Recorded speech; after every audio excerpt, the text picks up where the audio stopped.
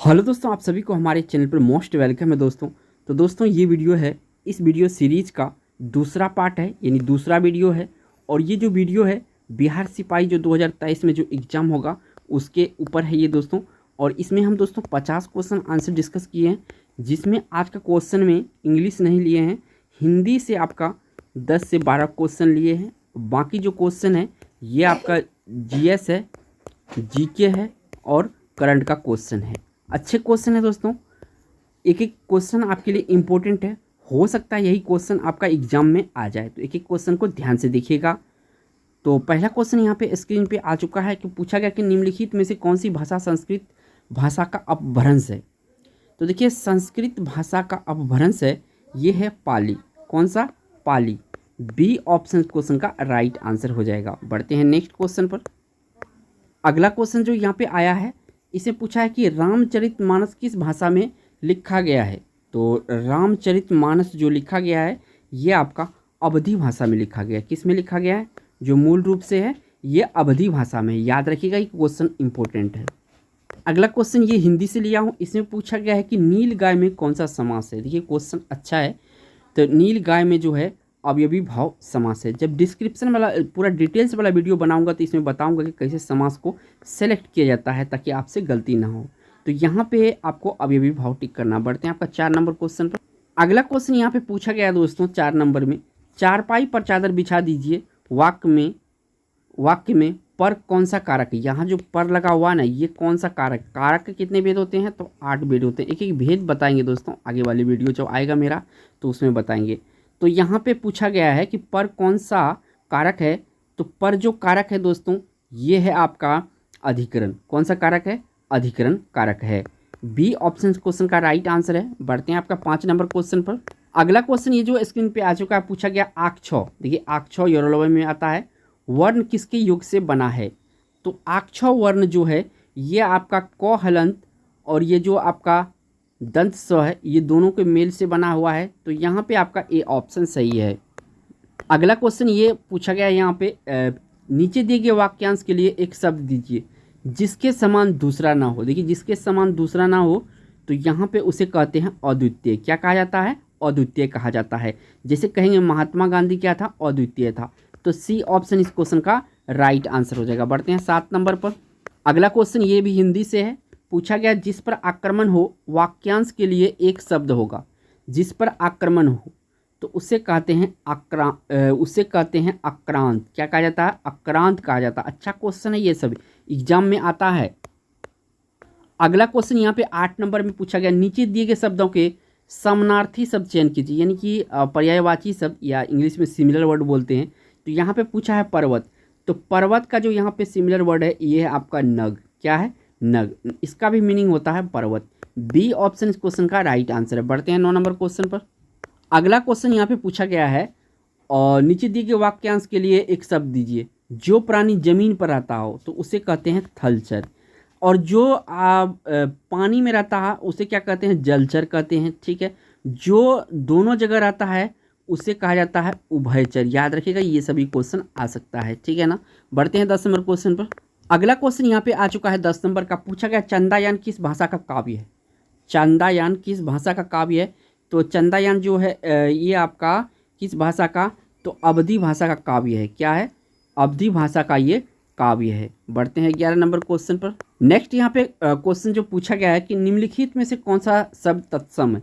देखिए तत्सम शब्द उस शब्द को कहते हैं जो शब्द संस्कृत से सीधे उसका प्रयोग हिंदी में हो रहा हो, उन शब्द को हम क्या कहते हैं? तत्सम कहते हैं। तो यहाँ पर अगर देखेंगे तो वर्षा जो है एज इट इज आपका हिंदी में इस्तेमाल होता है और संस्कृत में भी इस्तेमाल होता है, तो इसे हम तत्सम कहेंगे। तो बी ऑप्शन क्वेश्चन का राइट आंसर हो जाएगा। बढ़ते हैं आपका 12 नंबर क्वेश्चन पर। अगला क्वेश्चन यहाँ पे आ चुका है। पूछा गया 12 नंबर में नाक दबाने से मुंह खुलता है, इस लोकोक्ति का अर्थ क्या होगा। नाक दबाने से मुंह खुलता है, इस लोकोक्ति का अर्थ क्या होगा। तो देखिए कठोरता से कार्य सिद्ध होता है, ये इसका सही अर्थ होगा। क्या होगा? कठोरता से कार्य सिद्ध होगा। बढ़ते हैं नेक्स्ट क्वेश्चन पर। अगला यहाँ जो क्वेश्चन आ चुका है 13 नंबर में, इनमें स्त्रीलिंग शब्द कौन सा है? चयन करें। तो स्त्रीलिंग शब्द अगर देखेंगे तो तो यहाँ पे जो डी है समायोजन जो है ये स्त्रीलिंग शब्द है। क्या है? समायोजन एक स्त्रीलिंग शब्द है। अगला क्वेश्चन यहाँ पे जो पूछा गया है 14 नंबर में, उंगली पकड़ के पहुंचा मुहावरे का अर्थ क्या है?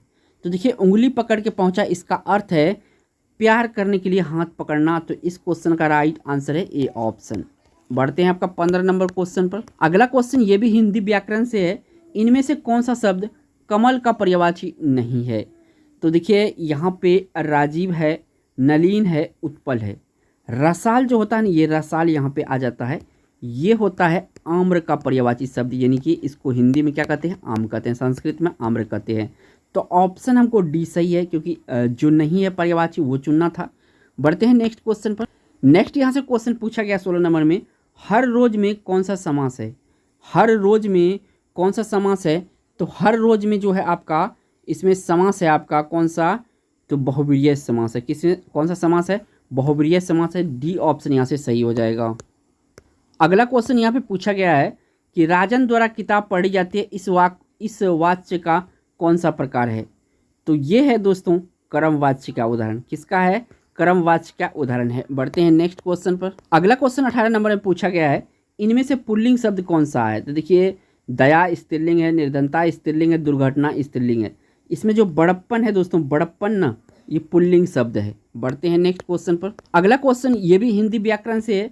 निम्न में से किसका प्रयोग सदैव बहुवचन में होता है?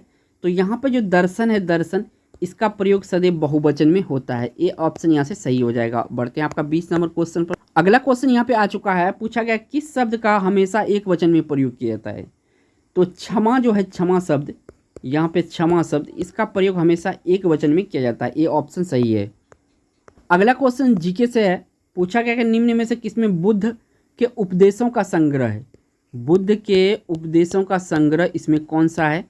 तो देखिए जो बुद्ध के उपदेश का संग्रह है, ये सूत पिटक है। सूत पिटक में जो है पूरा का पूरा इसमें बुद्ध का उपदेश संग्रह है।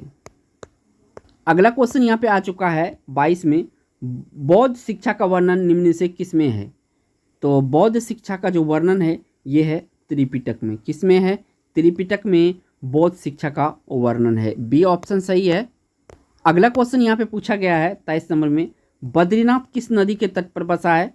तो बद्रीनाथ अलकनंदा के तट पर बसा है। कहाँ पर बसा हुआ है? अलकनंदा के तट पर बसा हुआ बद्रीनाथ। अगला क्वेश्चन ज्योग्राफी से है। बोलो स्थलाकृति का निर्माण किस प्रक्रम द्वारा होता है? जो बोलो स्थलाकृति है, इसका निर्माण किस प्रक्रम के द्वारा होता है, किस प्रोसेस के द्वारा होता है? तो ये होता है सागरीय द्वारा। किसके द्वारा? सागरीय प्रक्रम के द्वारा। सी ऑप्शन सही है। अगला क्वेश्चन यहाँ पे 25 नंबर का है। पूछा गया दक्षिण अफ्रीका संघ का सबसे बड़ा बंदरगाह कौन सा है? तो दक्षिणी अफ्रीका संघ का सबसे बड़ा जो बंदरगाह है ये है आपका केप टाउन। कौन सा? केप टाउन सबसे बड़ा बंदरगाह है यहाँ का। अगला क्वेश्चन यहाँ पे आ चुका है 26 नंबर का, कॉकपिट ऑफ यूरोप किस देश को कहा जाता है? जो कॉकपिट ऑफ यूरोप है, किस देश को कहा जाता है? ये कहा जाता है बेल्जियम को। किसको कहा जाता है? बेल्जियम को कॉकपिट ऑफ यूरोप कहा जाता है। सी ऑप्शन इस क्वेश्चन का राइट आंसर है। अगला क्वेश्चन यहाँ पे पूछा गया है 27 नंबर में, डीसीएम ट्रॉफी का संबंध किस खेल से है? तो देखिए डीसीएम ट्रॉफी का संबंध जो है ये आपका फुटबॉल से है। किससे है? फुटबॉल से। तो यहाँ पे आपका सी ऑप्शन सही हो जाएगा, फुटबॉल।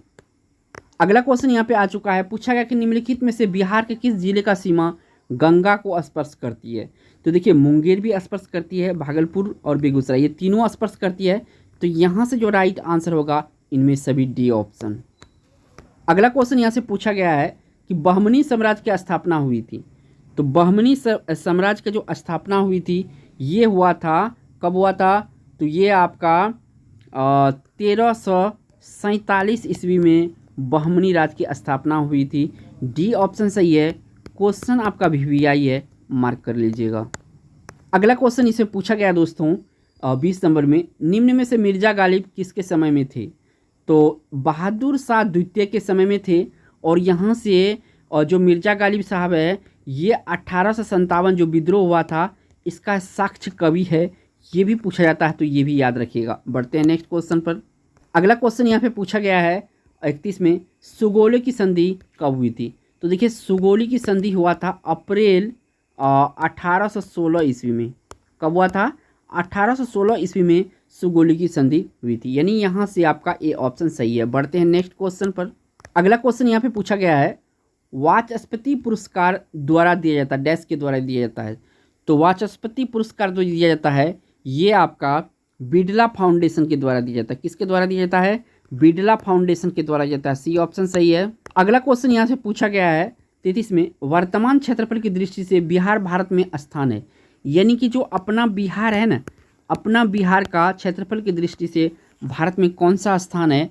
तो भारत में जो स्थान है ये है आपका 13वां स्थान है। कौन सा है? 13वां स्थान है क्षेत्रफल की दृष्टि से। अगला क्वेश्चन इसमें पूछा गया है 34 में, राष्ट्रगान के मूल रूप में डैश पद है। तो राष्ट्रगान के मूल रूप में 5 पद है। कितना पद है? 5 पद है। ऑप्शन यहाँ से डी सही हो जाएगा। बढ़ते हैं आपका 35 नंबर क्वेश्चन पर। अगला क्वेश्चन यहाँ पे पूछा गया है 35 नंबर में, नीलगिरी और अन्नामलाई पहाड़ियों के बीच स्थित दर्रा है। नीलगिरी और अन्नामलाई पहाड़ियों के बीच स्थित दर्रा है, तो कौन सा दर्रा स्थित है? तो ये स्थित है पालघाट। कौन सा दर्रा? पालघाट। पालघाट जो है नीलगिरी और अन्नामलाई पहाड़ों के बीच में ये दर्रा है। बढ़ते हैं नेक्स्ट क्वेश्चन पर। अगला क्वेश्चन यहाँ पे पूछा गया है 36 में, अंतर्राष्ट्रीय परमाणु ऊर्जा एजेंसी IAEA के महानिदेशक युकिया अमानो का, जिनका हाल में निधन हो गया, वो किस देश से थे? तो वे दोस्तों थे कहाँ से? वे थे जापान से। बी ऑप्शन सही है। अगला क्वेश्चन यहाँ से पूछा गया है 37 में, तमिलनाडु राज्य का सबसे ऊंचा पर्वत शिखर है। तो डोडा बेटा जो है, डोडा बेटा, ये तमिलनाडु राज्य का सबसे ऊंचा पर्वत है। ये ऑप्शन क्वेश्चन का राइट आंसर हो जाएगा। अगला क्वेश्चन यहाँ से पूछा गया है 38 में, राष्ट्रीय राजमार्ग संख्या फर्स्ट ए यानी ए के समाप्ति स्थल है। तो इसका जो समाप्ति स्थल है ये आपका लेह यानी लेह जो है इसका समाप्ति स्थल है राष्ट्रीय राजमार्ग संख्या 1A का, यानी ए ऑप्शन क्वेश्चन का राइट आंसर हो जाए। अगला क्वेश्चन यहाँ से पूछा गया है 39 में, 3 ओर से भारत का जो राज्य बांग्लादेश से घिरा है उसका नाम है। 3 ओर से भारत जो राज्य बांग्लादेश से घिरा है उसका नाम है। तो उसका नाम है त्रिपुरा। क्या नाम है? त्रिपुरा। डी ऑप्शन क्वेश्चन का राइट आंसर हो जाएगा। अगला क्वेश्चन यहाँ से पूछा गया है, ज्योग्राफी से क्वेश्चन है, पोर्टजल क्या है? ये पोर्टजल जो है ये क्या होता है? तो ये जो है कोनधारी वन प्रदेशों में मिलने वाली मिट्टी का जो प्रकार होता है उसे पोर्टजल कहते हैं। ये ऑप्शन यहाँ से सही हो जाएगा। अगला क्वेश्चन इसमें पूछा गया दोस्तों 41 नंबर में, 1935 के अधिनियम के सबसे महत्वपूर्ण विशेषता थी। 1935 के अधिनियम के सबसे महत्वपूर्ण विशेषता थी, तो सबसे जो महत्वपूर्ण विशेषता थी, प्रांतों में क्या था? प्रांतों में स्वायत्त शासन की स्थापना 1935 अधिनियम के सबसे महत्वपूर्ण विशेषता थी। याद रखिएगा, क्वेश्चन भी आई है। अगला क्वेश्चन यहाँ पे पूछा गया है 42 में, अंग्रेजों ने क्रिप्स मिशन योजना को भारत किस उद्देश्य से भेजा था? तो क्रिप्स मिशन जो भेजा गया था कांग्रेस में फूट डालने के लिए भेजा गया था। क्या किसके लिए? कांग्रेस में फूट डालने के लिए। 1 मिनट, यहाँ पे थोड़ा सा गलत है। यहाँ पे जो इसका क्वेश्चन का राइट आंसर होगा, इंग्लैंड में युद्ध प्रतियों में भारतीय का सहयोग प्राप्त करना जो है द्वितीय विश्व युद्ध में, इसका मेन उद्देश्य था। तो सी ऑप्शन यहाँ से सही हो जाएगा।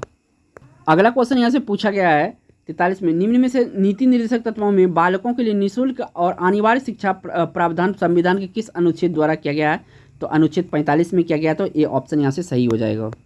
अगला क्वेश्चन यहाँ से पूछा गया है 44 नंबर में, उत्प्लावन बल का परिणाम तरल के भार पर निर्भर करता है। तो तरल के घनत्व पर निर्भर करता है। डी ऑप्शन क्वेश्चन का राइट आंसर। अच्छा क्वेश्चन है। नेक्स्ट यहाँ से पूछा गया है, पानी का यानी पानी H2O का सापेक्ष आणविक द्रव्यमान को गणना करें। तो इसका आणविक द्रव्यमान होता है 18U, यानी सी ऑप्शन यहाँ से सही हो जाएगा।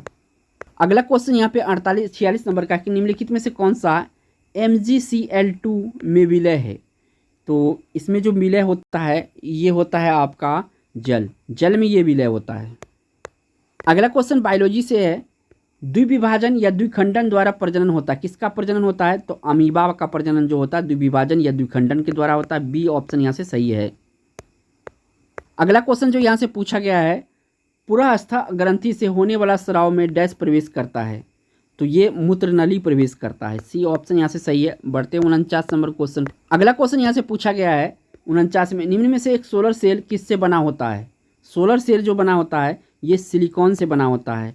सिलिकॉन जो होता है और ये दोस्तों उपधातु की श्रेणी में आता है। अगला क्वेश्चन यहाँ से पूछा गया है 50 में, विस्थापन की परिवर्तन दर को डैश कहा जाता है। विस्थापन की परिवर्तन को दर को वेग कहा जाता है। क्या कहा जाता है? वेग कहा जाता है। तो दोस्तों अगर वीडियो अच्छा लगा तो एक लाइक जरूर कीजिएगा वीडियो पर, और चैनल पे पहली बार आए हैं तो चैनल को सब्सक्राइब जरूर कीजिएगा। थैंक्स फॉर वॉचिंग दोस्तों।